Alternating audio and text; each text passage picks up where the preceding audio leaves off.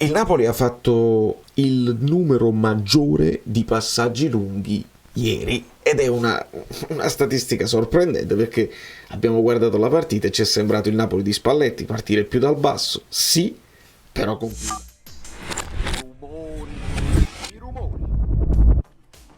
amici bellini, è mattina presto per voi, per me è notte. Ho perso un po' di tempo perché mi sono talmente divertito a fare l'analisi, ho trovato dei nuovi numeri, delle nuove cose e mi stavo appassionando, ho detto, ma io già avevo vidi, cominciamo.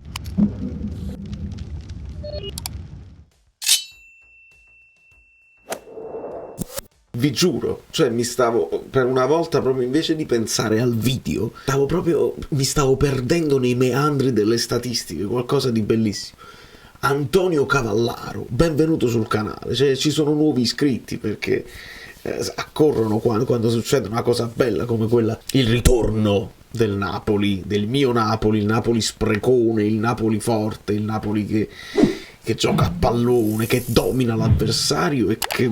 Lasciate i like per tutte queste cose belle. Mi sono segnato 8 cose belle. Adesso ovviamente analizziamo tutto, screenshot, pagelle. Non mi voglio nemmeno soffermare sulle parole di Garcia, anche se quelle di Kvara sono forse importanti. Ma quello che dimentico me lo dite voi nei commenti. Partiamo, direi, come al solito, dagli screenshot, perché sono... no, ma così io mi sbugiardo e mi sbuggero già, che sono i numeri interessantissimi. Allora, prima curiosità che non avevo notato durante la partita: guardate Osi come è pronto per attaccare per vie centrali appena batte Zielinski, pronto a un'eventuale ribattuta. Sapete cosa succede? Lo richiama Anghissà, gli dice proprio calmo, proprio non ti buttare, gli dice proprio la foga che c'hai, entri in area prima del tempo e ce lo fanno ribattere, glielo dice proprio Anghissà, si vede benissimo. E infatti Osi, quando Anghissà gli dice così, dice vabbè, guardiamocelo questo rigore, e poi andrà a esultare con gli altri. È una cosa che in pochi, lasciatemi un like se qualcuno l'aveva notato, però io penso che l'ho notata solo io questa cosa qua. Ma di Anghissà ce n'è un'altra, vedi? Questa è la famosa giocata Kvara, lo vediamo qui, il suo passaggio di esterno raso terra, che però deve essere dettato dal movimento del terzino o di qualcuno che fa il movimento giusto. Kvara ha fatto una partita straordinaria, perché una delle prime, anzi forse la prima cosa bella che ho avuto dalla vita è la prestazione di Mario Rui, quindi tutta la fascia sinistra è la prima cosa bella di questa partita, perché Mario Rui ha performato come noi sappiamo che lui può performare. Era dappertutto, era bello propositivo, con lanci, con inserimenti, qua Mario Rui ha rischiato di fare un gran gol, c'è stata una bella parata di Silvestri, che peccato. Però questa è la giocata di Kvara, esterna, bellissima, gran classe. Questa è l'immagine della reaggressione.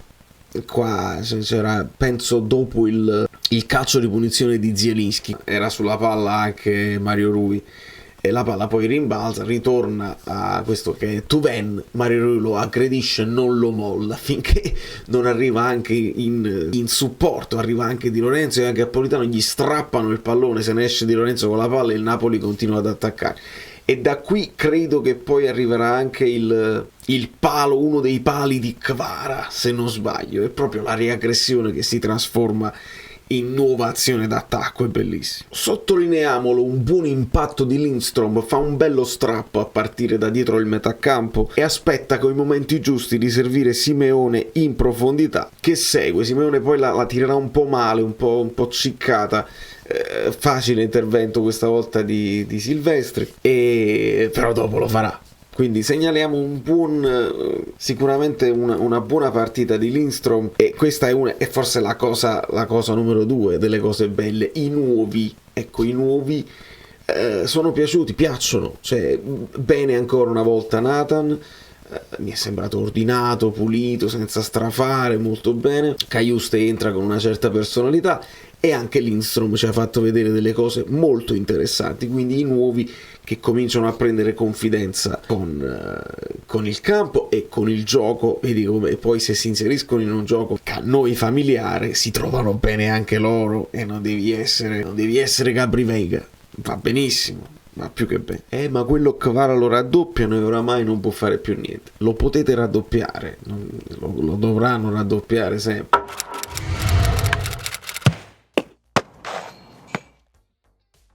Ma se Kvara sta in giornata, poi la sfortuna lo può rallentare. Ne supera uno, ne supera un altro, fa finta di tirare, se l'allunga un altro po' e poi ti fa partire per questa bomba che finisce sul palo, bella secca, il pallone che non si muove proprio. Incredibile quanto sembrava ancora una volta una partita maledetta per Kvara, ma poi alla fine è arrivata l'apoteosi. Ed è qui che arriva l'apoteosi. Segnaliamo che il primo pressing lo fa partire Simeone, con un pressing a metà, va verso il portiere, ma poi continua la sua corsa in pressing sul difensore, e credo fosse Puyol, non ne ho la sicurezza, e poi Kvara intuisce che deve andare forte su Puyol perché proprio per liberarsi della pressione di Simeone si allunga un pochino troppo il pallone e Kvara lo sgraffigna per poi fare quello scavetto di una Kvara bellezza, una classe infinita. Mi ha ricordato Osil, ma ricorda anche quella là di Messi con Barcellona. È lo scavetto che tu già sai, non è lo scavetto per segnare, lo scavetto che già sai che ti fai a te stesso un assist per poi andare a segnare a porta vuota. È una cosa bellissima. E fatemi dire che non c'era nemmeno tanto angolo, ora per lui che è un professionista con la sua tecnica la mette dove vuole, alla fine la metterà proprio al centro. Però sai, in corsa, in velocità, fai lo scavetto, devi controllare, non c'era tutto questo angolo. Per me il gol che si mangia contro il Bologna era più facile da fare, anche se sul sinistro. Questo qua mica banale. Qui dolenti note, ma insomma dobbiamo solo fare i complimenti a Samardžić che si infila in mezzo Anghissà e Cajuste. Lobotka fa l'accenno al tackle e se ne va. Dopodiché farà 1-2, credo fosse Success, gli ridanno il pallone, poi uscirà Ostigard, penso di avere l'immagine, uscirà Ostigard proprio in scivolata volante a vuoto, andiamo a vedere. E infatti eccolo qui, Chia! Proprio volando così, ma è lì che fa l'1-2 con Success e poi se ne va. Anche Nathan proverà con una scivolata alla disperata, ma ti mette a terra e alla fine la tocca pure Meret, ma è un gol straordinario che doveva finire così. Facciamo solo i complimenti a Samardžić, non diamo la colpa a nessuno, onestamente. Sul gol di Simeone, cross di Kvara col sinistro, come Politano ci piace quando crossa col destro, ci piace quando Kvara crossa col sinistro e non si deve incaponire in nessun dribbling, era la cosa più giusta da fare. Sottolineiamo che Lindstrom fa un bel taglio verso il centro, verso il primo palo, il che libera ovviamente Simeone, che può andare poi a tagliare sul secondo e prende un po' in controtempo il portiere, colpo di testa forte. Bello, anche il movimento di Lindstrom molto bello. Ed è proprio Lindstrom che Osimhen va ad abbracciare dopo il suo gol personale. E qui l'occhiata che lancia, cioè Garcia quasi guarda come a dire vabbè, abbraccia chi? A me non mi abbraccia, pensavo. Non possiamo vedere lo sguardo di Garcia, però si può immaginare. E Osimhen gli dà, non lo ignora completamente, gli lancia uno sguardo, dice sì, va bene, sto tutto a posto, però non c'è un affetto straordinario. Cioè, se vogliamo essere proprio onesti, non c'è stato uno slancio da parte di Osimhen verso l'allenatore. L'allenatore ha bisogno di Osimhen ha bisogno di giocare, sotto questo punto di vista non c'è dubbio, si trova un compromesso. Però una delle cose non belle di questa partita è che Osimhen a me sembra ancora molto nervoso e molto scocciato dall'accaduto. Bello l'abbraccio di Kvara, ovviamente una delle cose belle è Kvara col bimbo. Kvara col bimbo, perché il bimbo che lo va ad abbracciare insieme a Raspadori è stato un momento istintivo, credo fossero i raccattapalle, non avviene spesso. Di solito quando i giocatori vanno a esultare sotto la curva i raccattapalle stanno al loro posto. È perché Kvara è un idolo, è perché giocatori così non ne esistono e infiammano la fantasia dei bambini. Ritorniamo al discorso dei bambini di Spalletti. Ci sono dei giocatori che sono diversi dagli altri, ragazzi, va bene il discorso solo la maglia, va benissimo, ma un giocatore come Kvara per un bambino è un'altra cosa, non potete paragonarlo a... Non lo faccio il nome di chi dico io perché non è giusto nemmeno nei suoi confronti, ma è imparagonabile l'effetto che ha Kvara sui bambini e anche su di me, capite? Capite questo bambino come se ne torna a casa? Kvara l'ha pure, capito? Non lo ignora, gli dà anche soddisfazione, è una scena bellissima. Bravo Kvara. E ritornando al discorso di Anghissà, che suggerisce ad Osimhen di non attaccare il rigore, una delle cose belle è Osimhen che c'è del rigore a Zielinski, e poi segna pure, quella è un'altra delle cose belle, perché Osimhen meritava di segnare per stare meno teso, Garcia lo ha detto bene, quindi è una delle cose belle oggi. Insieme ad Anghissà, che qua dice delle cose a Kvara, non sono solo i complimenti, e qua me la invento, perché non possiamo vedere labiale, non possiamo sapere niente, però me la invento io e voi ci dovete pure credere. In questo caso Kvara gli sta dicendo, Anghissà gli sta dicendo, ma sono proprio sicuro, dice guarda che adesso lui probabilmente ti sostituirà, non fare facce, non fare cose, goditi la standing ovation che ti faranno, grande partita, complimenti, ma adesso abbraccia bene anche quelli che entrano, che devono avere soddisfazione. Sono sicuro che gli ha detto così. Se permettete, un'altra cosa bella è che siamo arrivati a 19.000, mica male. Andiamo a fare il resto delle cose. C'è analisi tattica da fare perché è divertente, però voglio anche concludere le cose belle perché è proprio una lista. Quindi Mario Rui, la fascia sinistra, Osimhen che c'è del rigore e segna, viene premiato con il gol, Kvara più il bimbo, Kvara tutto, i nuovi acquisti bene, quindi Nathan buona prestazione, Cajuste entra bene, Lindstrom entra bene, e ci metto i cambi di Garcia, perché adesso tutti quanti diranno che questa è una vittoria di Spalletti, che il Napoli è tornato a vincere con la squadra di Spalletti, col gioco di Spalletti, e va bene, però dobbiamo anche dare un attimo di tregua a Garcia. È il nostro allenatore e sarà il nostro allenatore, che piaccia o meno, qualche sbavatura ancora ci sta, concediamo uno 0,87 di XG all'Udinese, il Napoli fa il max XG di tutta la stagione di tutte le squadre, batte anche se stesso perché il max XG era proprio il Napoli, arriviamo a 3,71 ovviamente con il rigore che ovviamente era nettissimo, però 0,82 per Udinese c'è stato, attenzione, quindi qualche sbavatura, qualche imbucatina ancora l'abbiamo presa, non è tutto perfetto, non esaltiamo, non ci dobbiamo deprimere prima, non ci esaltiamo adesso, però diamo un pochino di tregua a Garcia, non diciamo che adesso questa è la vittoria di Spalletti perché sarebbe anche generoso, alla fine lui prende delle decisioni importanti e delicate, far giocare Osimhen quando più o meno tutti stavano pensando a un Simeone o a un Raspadori per tutta la questione Osimhen, e invece ha ragione lui, perché qualsiasi cosa fai male se sbagli, se la partita va male, e invece ha avuto ragione lui perché Osimhen segna, quindi si tranquillizza un pochino, Simeone viene inserito al 60° e non a fine partita e segna anche lui, quindi non deprimi Simeone, Raspadori non ha bisogno di trattamenti perché è un ragazzo, guardate come corre ad abbracciare Kvara, quindi va benissimo che gioca un po' di meno, mi auguro che prima o poi nelle rotazioni entri anche Zanoli, secondo me era la partita perfetta per far entrare anche Zanoli e ovviamente Elmas, ma qualcuno deve rimanere fuori, meritano tutti di giocare, qualcuno alla fine merita fuori.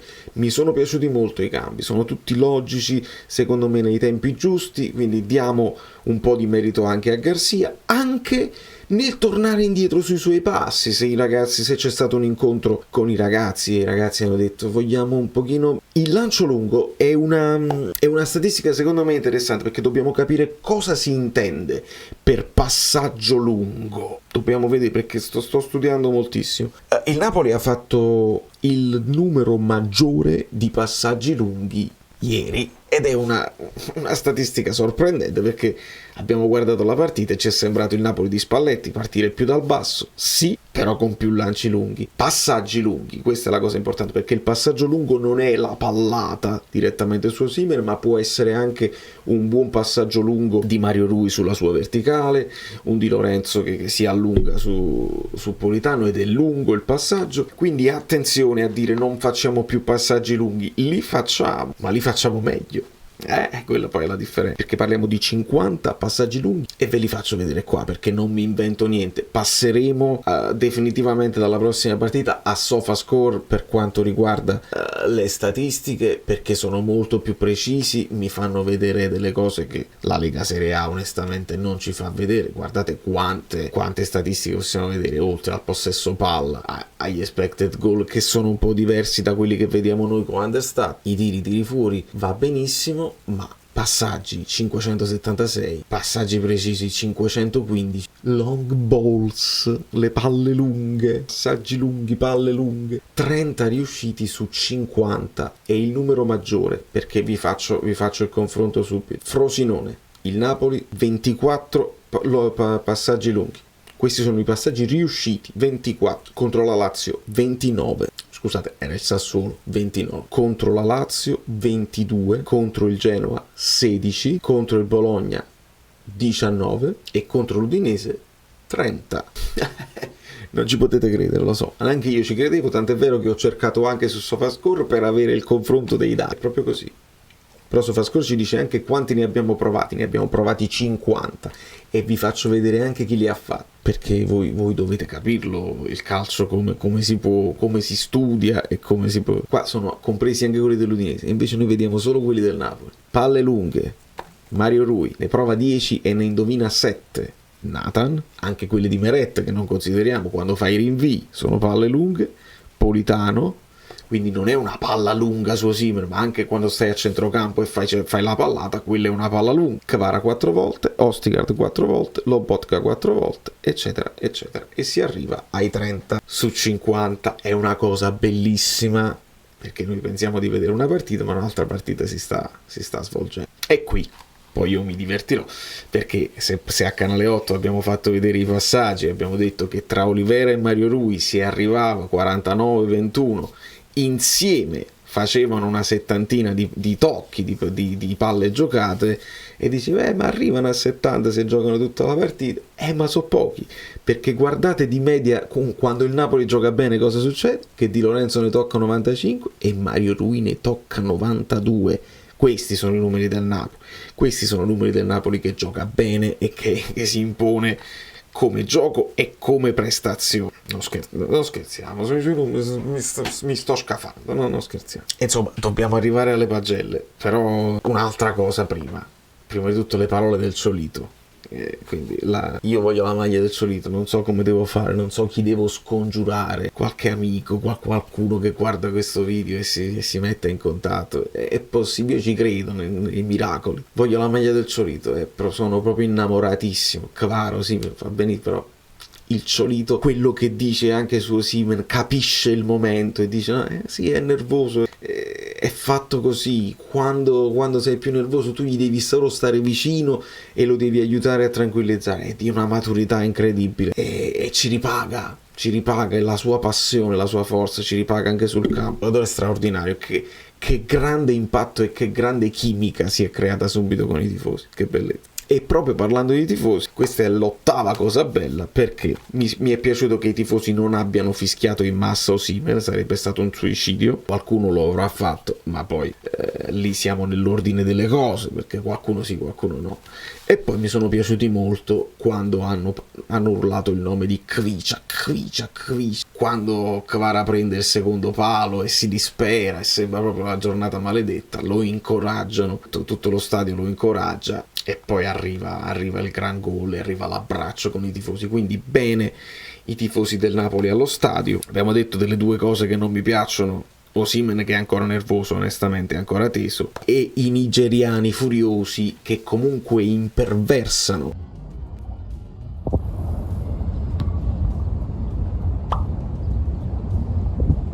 Su Twitter, sono arrivati anche su Instagram, su TikTok non lo so, ma non ce la faccio a seguire perché sta diventando veramente stressante, e loro stanno rispondendo con grande ignoranza, perché oramai è passato il messaggio che il Napoli, e poi fanno anche una generalizzazione sbagliata, quindi io da tifoso, da cittadino napoletano ci vado di mezzo, perché loro fanno di tutte le buon facile, dicono Napoli città razzista, e squadra, stanno facendo un macello ed è fastidiosissimo. Voi vi ricordate i messicani con lo Zan? No, assolutamente il 10% erano quelli di quello che sta succedendo adesso da parte dei nigeriani, e male anche alcuni tifosi del Napoli che stanno rispondendo per le rime ai nigeriani. Io li conosco conosco come il napoletano poi può reagire in maniera ancora più ignorante di fronte a delle cose che sono oggettivamente sbagliate, sono attacchi gratuiti, lo so, si passa dalla parte del torto dicendo cose anche gravi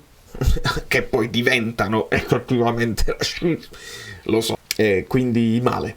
Quindi se il Napoli non è ancora intervenuto, e non so se lo farà perché oramai sono passati un paio di giorni, De Laurentiis ha twittato confermando siamo proprio ripartiti da Bologna, bravi tutti, però questa storia non è chiusa, quella di Osimhen non è chiusa, il gol non lo ha fatto sorridere a 360 gradi, abbracciare i tifosi, ha rimesso le foto, magari li rimetterà, ma non è chiusa.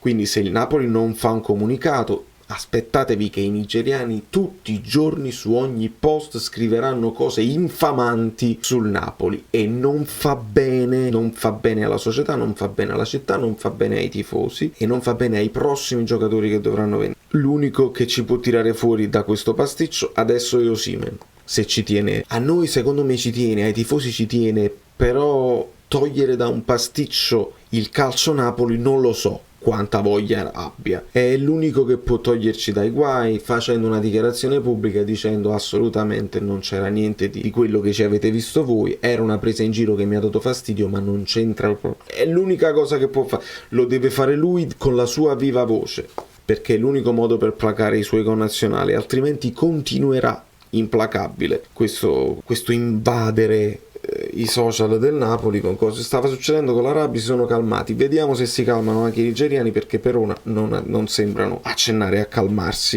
I voti, do 6 a Meret, ha dovuto fare pochissimo onestamente, il gol lo prende, lo sfiora, non penso sia colpa sua, però 6 Meret, a 7 Di Lorenzo, partita ovunque di Di Lorenzo. Tra l'altro io qua vi posso far vedere anche la posizione media di ognuno di loro, guardate che è qualcosa di spettacolare, guardate l'uomo ovunque di Lorenzo, guardate come Politano ti garantisce più ampiezza, guardate più ampiezza, poi finisce dovunque perché si cambia anche posizione con Kvara ad un certo punto, Kvara un diavolo su quella fascia, però vedete che si scambiano ogni tanto di posizione. Mario Rui fa la stessa praticamente partita di Lorenzo, ed è bellissimo vedere Lobotka a tutto campo e Anghissà a tutto campo speculare, dove non arriva Lobotka, Zielinski che prende e disegna calcio dove serve, e anche lui vedete che va molto sull'esterno. Questa è la cosa più bella, ragazzi, perché io vi dico manca l'ampiezza in alcune partite e lì ci intruppiamo. Oggi siamo contenti a prescindere da queste che le vediamo dopo le situazioni di campo, e risulta che l'ampiezza c'è stata, vuol dire che questa è un'arma che il Napoli deve utilizzare, non deve dimenticare mai. E arrizzo a sapere che non vi ho detto una stupidaggine, per me è molto importante. Quindi 7 di Lorenzo, potrebbe essere anche di più, però manteniamoci perché poi io devo dare il voto altissimo a Kvara. 6 Ostigard, mi è sembrato abbastanza tranquillo e sereno là dietro,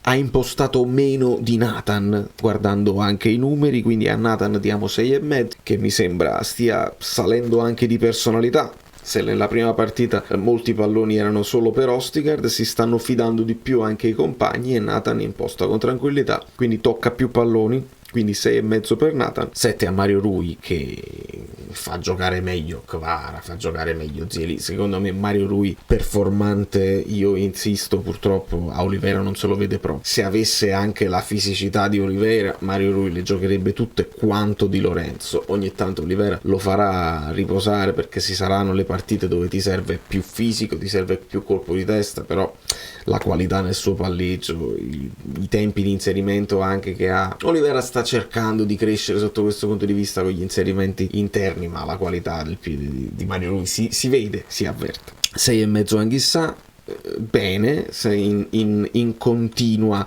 progressione, in linea con la partita che aveva fatto contro il Bologna, però 7 Lobotka, uomo ovunque, uomo anche di recupero, tantissimi di recupero palloni a tutto campo, spettacolare. 7,5 però Zielinski, perché segna un rigore pesantissimo, oltre a disegnare calcio e a fare delle cose bellissime, segna un rigore pesantissimo, lo segna bene, lo segna anche di gran classe, proprio spiazzando il portiere e andando filo al palo. Zielinski sta facendo un inizio di campionato di una continuità impressionante, quindi proprio al contrario di quello che lo accusavano sempre, è discontinuo, invece sta dimostrando grande continuità di prestazione e di atteggiamento. di grande atteggiamento. 7 Politano, perché Politano significa far giocare bene anche Di Lorenzo, perché si capiscono a memoria, perché fa le cose giuste e arriva anche a fare l'assist per Osimhen quando in un'azione di gioco finisce qua, Kvara lo capisce e si invertono di posizione. Politano gli dà una palla dolcissima che Osimhen controllerà sul filo del fuorigioco e manderà in rete. 7 per Politano. 6,5 ad Osimhen, ancora nervoso ovviamente, segna, potrebbe avere anche 7, però proprio per l'atteggiamento, proprio per la faccia che ancora non è che stava esultando negli ultimi tempi, però speriamo di vederlo un po' più sorridente in futuro. Comunque segna, comunque impegna la difesa avversaria, stava facendo anche un altro paio di gol molto belli. 6,5 Osimhen e do 9 a Kvara senza discussione. Non vi devo nemmeno fare l'elenco di quello che ha fatto tra i due pali, l'assist, il gol, partita straordinaria. Ma se andiamo a vedere i numeri siamo nella media di Kvara. Voglio farvi vedere questa cosa, questo video è un po' lungo ma a soddisfazione perché abbiamo vinto alla grande. Ecco, se vedete i numeri col Bologna, Kvara che vedete in giallo, 59 palloni toccati, 6 recuperi, come percentuale di passaggi riusciti siamo al 73%, non molto diverso contro l'Udinese. 54 palloni giocati, 74 di percentuale di passaggi riusciti. Con questi numeri Kvara non risulta il più determinante della squadra. Perché? Perché qualche pallone lo rischia, perché tenta la giocata, perché tenterà un dribbling di più, la giocata più particolare, quindi non avrà percentuali alte come lo bot che vedete 97% di passaggi riusciti. Come avete visto, Mario Rui e Di Lorenzo salgono a 91 e 95 palloni toccati, e guardate come Nathan tocca più palloni di Ostigard e ha una buona percentuale del 91% di passaggi riusciti. E vedete, dimenticavo i 7 recuperi palla di Ostigard, quindi alziamo Ostigard a 6,5. Quello che è giusto, i numeri parlano, poi le sensazioni lascia il tempo che trova. Segnaliamo Dylan Potter, l'abbiamo già segnalato, anche gli 11 recuperi palla non male, e un buon numero di palloni toccati anche da Anghissà e Zielinski. Che bella squadra quando ci comportiamo così, che meraviglia. Al 63esimo entra Simeone, esce Osimhen, entra Lindstrom, perché giustamente il mio amico Stefano l'ha inserito nel software e quindi Garcia sapeva di poterlo far giocare. Esce Politano. Non cambia niente a livello tattico, cambia però che Lindstrom tende ad accentrarsi un po' come Raspadori. Vi gioco tutte le cartucce e vi faccio vedere tutte delle cose, non lo so chi arriva fino alla fine. Vedete come è più sparso, e a fine partita però l'ha avuto una mezz'oretta, comincia qua però finisce anche da questa parte. Se fate il paragone con Politano, c'ha più la voglia Politano di rimanere sulla linea laterale rispetto a Lindstrom. Secondo me lo può far bene. Dopodiché entrerà Cajuste al posto di Zielinski e dopo un'altra decina di minuti il cambio è stato proprio chiamato Elmas per Kvara e non Raspadori per Kvara, e Raspadori per Anghissà, perché in effetti il Napoli si mette così. Poi Raspadori farà la mezzala alla Zielinski, cioè quella che finisce un po' sotto punta e va un po' in giro per il campo dove serve. Però in effetti il Napoli, perché vi ho detto, secondo me si mettono 4-2-3-1 con Elmas a sinistra. Elmas era effettivamente a sinistra, però Raspadori più che sotto punta mi è sembrata la mezzala destra, come fa la mezzala destra Zielinski. E andiamolo a vedere se è vero. Guardate dalla posizione media. Sta qui, sta a centrocampo, doveva dare una mano, ma non sta qua, sta a centrocampo come mezzala destra, e poi come hitmap finisce un po' dappertutto dove serve, ma sta qui. Quindi Napoli chiude con un 4-5-1, un 4-3-3 praticamente. Evviva le cose, che non le chiacchiere. Secondo me, oppure fidatevi di me, è così. C'è sta la tecnica, adopera la tecnica. Insomma ragazzi, io credo di avervi detto tutto quello che ho in testa, ma sono talmente contento e emozionato che probabilmente qualcosa mi sarà sfuggito e voi me lo potete dire nei commenti. È stato un video lunghissimo, è una sorta di mini live di recupero, perché avrei voluto davvero andare live e parlarne insieme a voi, perché è stata una vittoria emozionante. Ho rivisto il mio Napoli e qui ci ha già detto dobbiamo giocare come sappiamo, tenere il pallone eccetera eccetera. Abbiamo capito come si è mosso il Napoli. Ovviamente bisogna confermare con il Lecce, se no non hai fatto niente. Se ti confermi con il Lecce con una grande prestazione come oggi, convincente, e vinci, e lì potresti effettivamente andare col pilota automatico. Avete visto Garcia torna anche a una difesa a zona sui calci d'angolo, quindi un bel po' di umiltà da parte del mister, confrontarsi con i giocatori, stanno andando bene le cose, ci sarà soddisfazione nello spogliatoio, a parte la situazione di Osimhen che può essere risolta se il Napoli si muove, e vediamo, domani ci sarà l'approfondimento, il recap per tutta la Serie A, perché l'Inter è inciampata, perché attenzione, l'Inter è inciampata, quindi il Milan si riavvicina a loro e la classifica ancora non va bene per noi, quindi faremo un approfondimento col recap con focus sul Lecce, che ha fatto il minor numero di XG di tutta la Serie A dall'inizio della cosa, quindi tutto al contrario. Come avevamo affrontato il max XG dell'Udinese, affrontiamo una squadra che invece ha fatto il min XG, quindi staranno come i pazzi e vorranno dimostrare che non sono stati un fuochetto di paglia qualsiasi, ma che possono fare lo scherzetto ai campioni d'Italia. Speriamo proprio di no, da New York, Valerio Fluido, Azzurro Fluido e tutto. Che bello, che soddisfazioni, like finali proprio della soddisfazione. Dai, rimaniamo in contatto, dai.